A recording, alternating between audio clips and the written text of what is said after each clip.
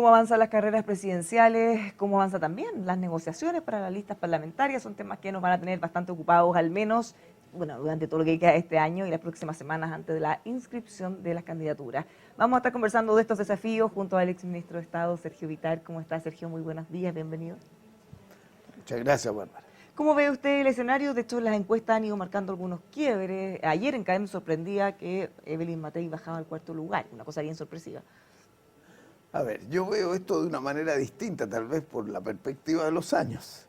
Yo creo que estamos en un momento en que debemos concentrarnos en una estrategia de largo plazo. En los últimos años yo he visto de la polarización que el ambiente ha ido pasando a la búsqueda de acuerdos, pero las campañas se nos polarizaron. Mientras las campañas se van a los dos extremos, la gente, después de los dos plebiscitos constitucionales y de la experiencia, tiende a decir, pongámonos de acuerdo en ciertas cosas de mirar Chile al 2030, al 2040, al 2050. Ahora, yo me he dedicado a eso, entonces veo aquí una oportunidad que a veces la gente no percibe por las discusiones de quién sube en la encuesta de la semana pasada respecto de la de esta semana. Y yo creo que Chile está en una condición de estabilidad institucional y de estabilidad económica en medianía y mediocridad, pero estable en un mundo que está la escoba. Entonces, no nos damos cuenta de que Chile tiene una gran ventaja en el mundo, la posibilidad de disminuir los riesgos del impacto de las cosas externas y de tener a nuestro favor el tema de las energías renovables como una base sostenida para poder desarrollarse hacia adelante. Entonces, eso lo echo de menos. Yo echo de menos que aprovechemos estos 4 o 5 meses en eso. Yo he estado trabajando en eso. A mí me pidieron que sea ahora presidente del directorio de la Fundación Encuentros del Futuro, que es la que está organizando los congresos del futuro del Senado. Y he trabajado con la Comisión de Futuro del Senado por un proyecto de ley que crea una nueva institucionalidad en Chile para mirar el largo plazo y la estrategia. Y entonces me doy cuenta que ahí hay un vacío. Entonces, quería decirte esto para partir. Ahora, puede ser que muchas veces lo urgente se come lo importante, no digo que las cosas urgentes no lo sean, pero evidentemente los temas de seguridad pareciera que se toman toda la agenda, porque sin eso no hay nada. Nadie puede trabajar tranquilo, nadie puede ir al colegio tranquilo, nadie puede hacer su vida tranquilo. Ese es un punto estratégico de acuerdo para el 2026 al 30. O sea, yo veo 3. 1, seguridad. Y ahí hay que ver los problemas. Hay uno que a mí me parece el más grave, más allá de los portonazos, es la corrupción en las Fuerzas Armadas, en Carabineros, en la policía, la posibilidad de que se penetre el núcleo central de lo que es la seguridad nacional por la droga. Y eso a mí me llama la atención que no se haya destacado más, como que se quiere cuidar. Pero cuando yo veo que se roban armas a la Armada, o los carabineros aparecen algunos vendiendo armas, o algunos de la PDI aparecen vinculados con un hecho de esta naturaleza, o lo que vimos en la FACH, o en el ejército. O sea, de que ha penetrado es un hecho. Como entonces, quizá hay que ver qué tanto ha penetrado el crimen organizado en las Fuerzas Armadas, porque claramente el problema de fondo es, sin eso, ¿cómo combatimos lo demás? Exactamente. Entonces, esa es mi preocupación y me preocupó mucho cuando la Fuerza Aérea se resistía a entregar el caso de la justicia militar a la justicia civil. Al estar en la justicia civil, hay una mirada desde fuera de la Fuerza Armada. Entonces, el coronel que está en la justicia militar no recibe órdenes de un general. Entonces, felizmente se logró, pero estoy muy preocupado de eso porque, bueno, yo fui senador por el norte de Chile y cuando yo hablaba de la droga, la gente me miraba a decir, no, en Chile no pasa lo mismo, somos distintos. Y hoy día, después de tantos años, vemos que es el problema número 1. Entonces, si tú me dices la seguridad, en eso hay un acuerdo. Segundo, crecimiento. También hay un acuerdo, pero hay una discusión de cómo. Hay que afinarla y yo creo que estos 3, 4 meses que quedan para la elección, debiéramos concentrarlo en eso. Yo veo 2 miradas en la economía. Una, el equilibrio macroeconómico, que yo creo que hemos logrado. Marcela ha hecho un trabajo bastante importante. Pero lo segundo, donde estamos más débiles, es la capacidad de la reunión del Estado con el privado para empujar los sectores que nos pueden dar un nuevo salto. ¿Cuáles son esos? además de la agricultura, además de la minería, tenemos litio, tenemos hidrógeno verde, tenemos energía solar, tenemos centros de datos que van a depender de la energía solar. ¿No cree que los candidatos de oposición están en mejor pie para esa asociación o para vincularse mejor con los empresarios, considerando que este gobierno, varios lo han catalogado como hostil a los empresarios? A ver, Y la continuadora, para qué decirlo, del Partido Comunista. lo que yo he aprendido, Bárbara, en estos años de política es que los presidentes tienen menos poder de lo que la gente cree que tienen. Entonces uno dice, esta es la va a hacer. No, hoy día crecientemente se quieren de grandes entendimientos público-privados, izquierdas, derechas, regiones, centro. Porque hoy día si vamos a desarrollar, por ejemplo, el hidrógeno verde en la zona de Magallanes, es muy específico, tiene que estar involucrada la comunidad de Magallanes, va a haber que hacer inversiones de puertos en la zona de Magallanes, va a tener que producir energía en la Patagonia eólica, no solar como en Mejillones. Entonces, ¿pero quién hace eso? ¿Llamamos una licitación? ¿Quién coordina, como hacen los países Corea del Sur, Japón, otros países que han desarrollado harto? Entonces, Bueno, ahí encuentro una debilidad, ahí hay que buscar acuerdos. Usted dice, los presidentes tienen menos poder del que parece, pero varias personas cercanas suyas, de su época, nos han dicho, en el gobierno, por ejemplo, el presidente Lago, él se involucraba. Cuando había un proyecto que estaba trabado, él tomaba el teléfono y decía, ¿qué pasó? Y se destrababan los proyectos y avanzaban las cosas. Eso no ocurre ahora. Bueno, yo fui ministro de él. O sea, que le constar que eso y era además así. tuve la suerte de que, como era presidente del partido y senador, cuando él fue candidato, yo tuve que ir al CERVEL a firmar, y me acuerdo que le hice una broma, dije, bueno, de mi firma depende que seas candidato. Entonces éramos muy amigos, era un presidente muy excepcional. Pero él marcaba la diferencia. Las condiciones eran distintas. Por ejemplo, en el 2000 no había teléfono celular. Recién, no podía mandar un fíjate WhatsApp. que cuando yo estaba en el Senado y entré al Senado, apareció el fax. Y yo decía, uy, le voy a poder mandar una carta a Arica y hay que comunicarme más rápido, no por el correo. Entonces, los cambios tecnológicos son, y esos cambios tecnológicos han producido que hoy un presidente está inserto en una estructura de comunicaciones, área tuya, bastante más compleja. Entonces, si no tiene las mayorías en el Congreso, si no tiene una solidez como tenía la concertación de una coalición mayoritaria que estaba detrás de su presidente porque tenía un plan de largo plazo. La concertación tenía un plan estratégico, no sabía si lo iba a poder hacer todo, pero nosotros pusimos en ese tiempo en el gobierno de él el royalty minero para poder tener gastos de investigación y desarrollo más importantes y hacer más digitalización. Y pusimos el programa Enlaces en Educación para que los niños estudiaran eso. Entonces, esa mirada no la veo hoy. No se trata de ser nostálgico o de tratar de reeditar exactamente lo mismo, pero en esa época que usted dice, la concertación estaba bastante alineada y por otro lado la Alianza por Chile también. Cuando había un acuerdo se van las manos, estaban todos los votos. Había bastante más gobernabilidad la que vemos ahora, no en este gobierno en particular, ahora, en estos tiempos en particular, dificultades han tenido los últimos y probablemente los que siguen. ¿Es imposible pensar en volver a pensar en algo así? No es imposible, y eso es lo que yo creo, porque lo hicimos, y hemos pasado un periodo de gran dispersión. Yo diría que desde el 2010 al 2025 ha habido 4 gobiernos, derecha, izquierda, derecha, izquierda. Y vamos así, va a seguir habiendo alternancias, pero ¿cómo enfocamos las alternancias de una manera que las variaciones reduzcan el giro del péndulo, de manera que nos concentremos en eso? Es lo que tenemos que hacer los que podemos influir con un granito de arena.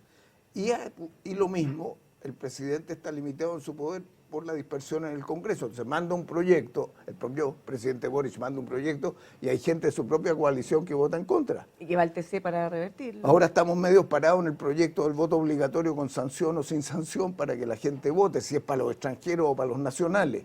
Entonces, si vamos despejando esos problemas, y para eso hay que tener una mirada a 10 años. Entonces estamos proponiendo eso. Una mirada y también dejar de lado quizá lo que convenga, porque de partida es incómodo discutir esas reglas del juego a pocos meses de la elección. Hemos visto en las encuestas que según voto probable o el votante obligado, hay tendencias bien marcadas y uno podría decir al gobierno no le conviene, entonces ponerle multa y lo van a demorar y no pasa nada. O al revés, si le conviene o no a un grupo que vote los extranjeros. No se debe hacer esa discusión a 2 meses, pocos meses de las elecciones. Claro, y tú además te has fijado que la gente va cambiando de posición. Por eso, si le conviene o no, porque en el momento. A mí me conviene el voto obligatorio porque la gente más pobre no vota y va a votar más por la izquierda. A mí me conviene el voto de los extranjeros porque hay muchos venezolanos que salieron de Maduro y no quieren a la izquierda. Entonces, ¿y cuál es la estrategia del país? Depende de la coyuntura. Entonces, a mi juicio, en esa materia, como en otras, tenemos que mirar más largo. El segundo problema, te dije, es el crecimiento. Y el crecimiento, ningún gobierno lo puede hacer en 4 años. Piensa tú, yo soy ministro de Obras Públicas. El puente Chacao, ¿cuándo se lanzó? Lo estudió Lagos el 2000. ¿Cuándo va a estar terminado? El 2028. 28 años. El puerto de San Antonio va a estar terminado el 2038. Bueno, con ese ritmo vamos a tener 3 Chancay antes. Entonces, mi énfasis hoy día es, pongámonos un grupo que tal vez es distinto de los candidatos, pero son grupos que están vinculados a los partidos y a los candidatos, y a todo el país, y a la sociedad civil. ¿Cuáles son las 5 cosas que vamos a mirar hasta el 2050 que van a ser comunes y que podamos ver? ¿Y cuáles de esas las vamos a empujar hacia el 2030? Entonces, 2026, 2030, tratemos de que en lo de seguridad, en lo de crecimiento, en el justicia social, no nos olvidemos, hay vivienda, hay un déficit de vivienda gigantesco y en materia de salud igual. Y en materia de digitalización y educación pública, que creo que son, en esas cuestiones, miremos a 20 años plazo. ¿Cómo ve usted en materia económica, que junto con la seguridad son de las cosas que a la gente más le importa ahora? ¿Cómo ve que está el equipo de la candidata Jara? ¿Cuánta reticencia hay o va a seguir habiendo por el programa que ella misma presentó para la primera vuelta? En la candidata... O sea, para la primaria, perdón. Ese punto es bien importante porque ha habido mucha discusión. 750.000 pesos de salario mínimo. No. O sea, ya hemos dicho otros que pertenecemos a la coalición y que vamos a votar como acordamos, que hay que mejorar, no es que haya que mejorar. Hay que cambiarlo entero. No hay un programa de la coalición hoy, está trabajándose con lo que aporta cada uno de los candidatos que estuvo en la primaria. Nosotros con Carolina Toá hicimos un proyecto que está bastante avanzado y felizmente Janet Jara ha incorporado a 2 de las personas que estaban ahí, a Escobar y a Rosales, que son 2 buenos economistas, para que incorporemos los temas de cómo hacer la política macroeconómica, la idea de mantener la apertura exterior, usar la demanda interna, que es chiquita, usarla, pero en un grado razonable, y meterse más en el desarrollo de largo plazo que estábamos hablando hace un minuto. Yo creo que ahí se va a hacer un nuevo programa. Pero, por ejemplo, cuando Luis Escobar, que está dentro de este programa, dice, la candidata me dijo que ella es socialdemócrata, que no quiere la lucha de clase. Entonces la gente dice, me están tomando el pelo, porque en el fondo ella me dice que no es comunista, básicamente, porque es lo que piensa el Partido Comunista. Además hay montones de videos que ella dice exactamente lo que él dice que ella no piensa. Entonces, esas cosas no cree que generan ruido o desconfianza a la gente. O sea, más que ruido de confianza, producen sorpresa. O sea, que a mí me pasa, esto está cambiando tan rápido. Entonces, ¿qué es lo que yo veo en el cambia tan rápido que ella ya no piensa nada de lo que piensa desde los 14 años hasta ahora, se le olvidó todo y cambió y ahora es otra persona? Entonces, ¿qué cambió? Y ahí lo que ha cambiado en este caso, para hablar de la candidata Janet Jara, es que ella es la candidata de la coalición, no es la candidata del Partido Comunista. Esa es la primera afirmación que hacemos todos, y ella lo dice. Ella es una candidata con experiencia de gobierno, sabe que nadie rompe los huevos así de golpes, estas cosas son graduales. Ella fue subsecretaria con Bachelet, fue ministra con Boric, sabe lo que le costó las pensiones, sabe que tiene que negociar para tener las mayorías en el Parlamento. Y la gente de derecha, si ganara, también va a tener que negociar para este lado.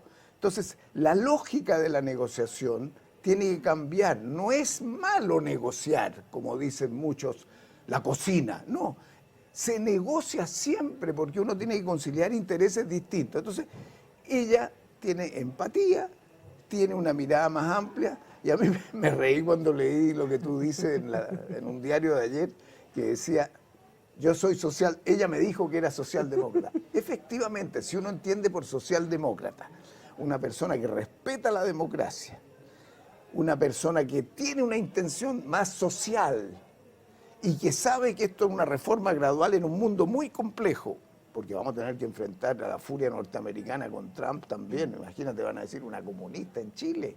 Ese va a ser un problema mayor que se va a ver en el futuro próximo y tenemos que tener también una estrategia. Pero yo veo al país, para mí el drama es muy bajo, mucho más bajo que el 21, el año 2021. Usted que vivió toda la época, usted, nosotros lo leímos en realidad, los que somos más jóvenes, usted lo vivió todo lo que fue el gobierno pre-Allende, Allende, la dictadura, todo lo que vino.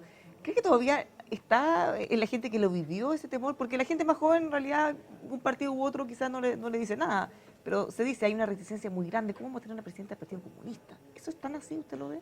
O sea, si tú tomas, y me tocó vivir, yo venía saliendo de la universidad al poco tiempo del gobierno de Allende, y fui ministro del gobierno de Allende. Y la tensión que había ahí, acuérdate que era Guerra Fría. Sí. O sea, cada cosa que hacíamos nosotros, Estados Unidos la tomaba como que era a favor de la Unión Soviética, en contra, y había una política de contener toda la movilización social. En América Latina estábamos llenos de dictadura. Por algo decían que cuando llovía en Rusia, acá los comunistas usaban paraguas. Hoy, claro, eso se decía. O se decía, yo estaba recordando anoche y me acordaba cuando Carlos Balán, el secretario general del Partido Comunista chileno en ese tiempo, me acuerdo que yo voté por Tomic y él hizo una frase en toda la campaña que decía, con Tomic ni a misa. Entonces yo decía, bueno, hoy día es muy distinto. Era un partido comunista que dependía de la Unión Soviética, hoy día la Unión Soviética no existe. ¿A quién se le va a ocurrir un sistema concentrado en el Estado todo? Eso no existe hoy día, son regulaciones del capitalismo. Regulaciones con una presencia del Estado que se asocia con los privados. Yo creo que ella tiene esa lógica por lo que le ocurrió. Y yo supongo que quien salga de la derecha, no me cabe duda que con Evelyn Matei va a haber una cosa parecida, o sea, va a haber zonas de convergencia. No sé si con Kast, por otras razones, pero no es el Kast de ahora el mismo Kast del año 21. Entonces, yo veo que la sociedad empuja a los candidatos a que tienen que ponerse de acuerdo en algunas cosas. Y los que queremos a Chile tenemos que empujar a que haya ciertos acuerdos de largo plazo. Eso a mí me parece fundamental en estos meses, no solo quien subió en la encuesta la semana pasada. ¿Qué le parece la carta de la candidata Matei respondiéndole a Sebastián Edwards a propósito de los dictos que ella había tenido, la polémica respecto a su acercamiento, valoración o la no crítica de los asesinados en dictadura? Positiva. La carta de Matei es positiva, porque lo que dijo fue un shock muy grande, que yo la conozco, estuvimos en el Senado juntos, la conocí en muchos momentos y tengo aprecio por ella. Yo creo que ha sido una buena alcaldesa. Yo creo que su declaración sobre el respeto a la democracia, a los derechos humanos, el entendimiento entre los chilenos, la dignidad de las personas, es una declaración muy importante para la tónica y el ambiente en que Chile tiene que mirar su futuro en medio de este mundo complejo. Y una última cosa como más de contingencia, estamos de luto, tragedia ocurrida en la minería, lamentablemente están lamentando fallecimientos desde Codelco, han afirmado que van a hacer auditorías internacionales. ¿Cómo ve que se está manejando esto? O sea, qué bueno que me lo preguntes, porque realmente da mucho dolor. Yo fui ministro de Minería cuando era muy jovencito en el gobierno de Allende. Me tocó la nacionalización en un momento y me tocó la huelga del teniente. El teniente lo tengo presente. Escribí incluso un libro que se llama La caída de Allende y la huelga del teniente. Entonces el teniente lo tengo muy cerca y veo el esfuerzo que hacen los mineros. Me invitó el presidente Boric hace poco tiempo atrás a ver la mina subterránea de Chuquicamata. O sea, lo que ha hecho Chile en cobre y los trabajadores del cobre es muy importante. Entonces, mis condolencias, pero también hay un problema pendiente, la seguridad de las empresas, de los trabajadores de las empresas contratistas. Entonces, a mí me parece que lo que ha decidido Máximo Pacheco y el presidente, por cierto, de hacer la investigación internacional nos puede ayudar a mejorar estándares de seguridad en minas de esta complejidad, que no hay mucho en el mundo, porque Chile es vanguardia, o sea, mucho de lo nuestro no lo tienen otros, pero creo que ese tema es de la mayor importancia porque es nuestro sector por mucho tiempo más el más importante para el desarrollo de la economía y el cuidado de los trabajadores y la preparación de los trabajadores fundamental. Ojalá ese informe ayude para no solo esclarecer, sino que mejorar también hacia el futuro y evitar crisis, catástrofes como la que tuvimos. Muchísimas gracias, Sergio, que le vaya bien. Muchas gracias. Muy buena semana. Los dejamos invitados a que sigan con nosotros aquí en emol.com.